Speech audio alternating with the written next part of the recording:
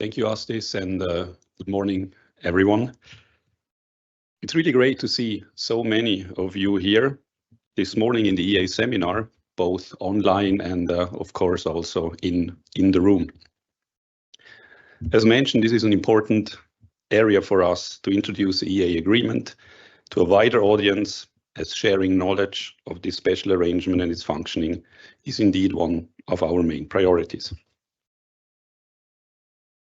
As it is Liechtenstein's turn to chair the EEA, or the EFTA Standing Committee and the Joint Committee in the second half of this year, excuse me, it's a pleasure for me to be here as the living incarnation of said chair. Further physical reflections you might already have noticed as we decided to bring some art from Liechtenstein into this house to accompany us this semester. Feel free to explore and scan the QR codes next to them for more information. Obviously not now, but during the breaks.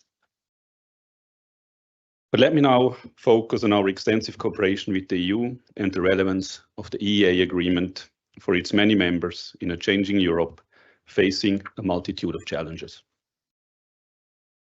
The EEA agreement is truly a unique agreement, bringing together the 27 EU states and the 3 EEA-EFTA states in one internal market.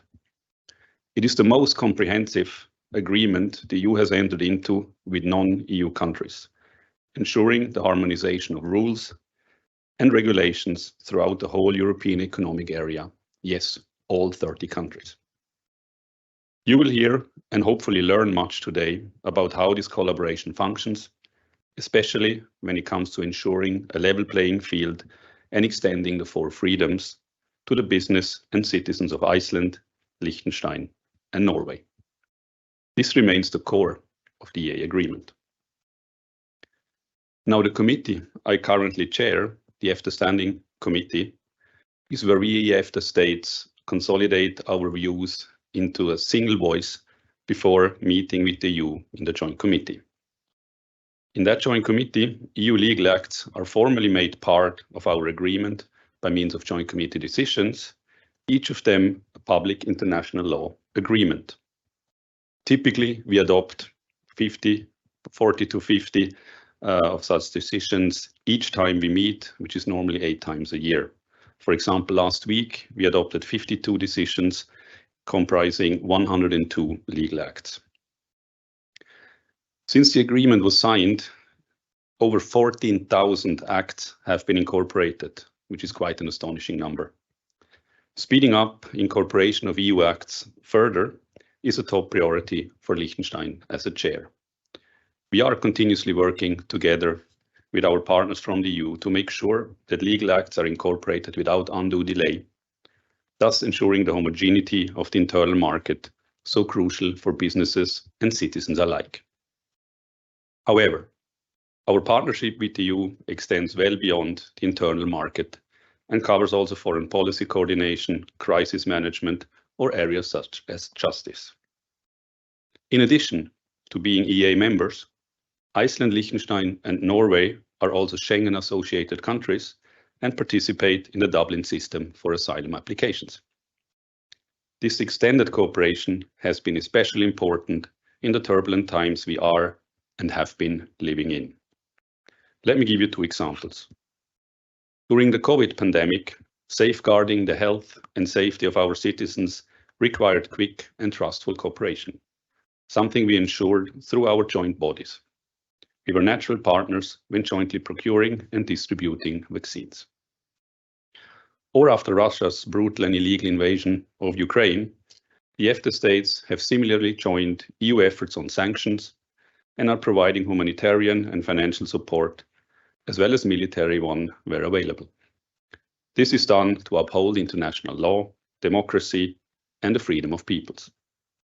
In short, even if the basis of the EEA agreement is economic, we are clearly part of the community of values, which is Europe. We are reliable and the closest possible partners you can have in addressing the common challenges we face. While our cooperation with you hence covers a wealth of areas today, the EEA agreement remains the solid foundation, the bedrock, so to say, of our enduring relationship as arguably the EU's closest partners. It has been mentioned, this year marks the 30th anniversary of the internal market, and the EEA will follow suit next year when it celebrates its 30th anniversary. It is therefore worth taking a moment to reflect on our achievements and the road ahead. When the EEA agreement was signed in 1992, the driving agenda in Europe was to build an internal market and remove barriers to the four freedoms. This push entailed harmonization of rules and common legal frameworks, a project which has created the largest internal market and one of the most dynamic economic areas in the world. The project is still ongoing, but the nature of the agenda has also changed. The twin transition towards a more digitalized and sustainable economy, intersecting with the need to safeguard European autonomy in a more challenging global environment, are constantly putting up new demands. I can mention here the Green Deal, Fit for 55, critical raw materials, digital market acts, the European Commission efforts to strengthen Europe's strategic autonomy as new developments that are currently animating much of the work. We can therefore ask, is the EEA agreement still fit for purpose after all these years? For me, the answer is a resounding yes. The internal market remains the basis for our shared prosperity and will continue to do so in the future. Moreover, as I mentioned, the EEA agreement facilitates the close partnership necessary to work on common global challenges. It protects our citizens and helps safeguarding our neighborhoods. When it comes to climate and strategic autonomy, the EFTA states possess distinct complementarities to the EU value chains necessary in the green transition and for economic resilience.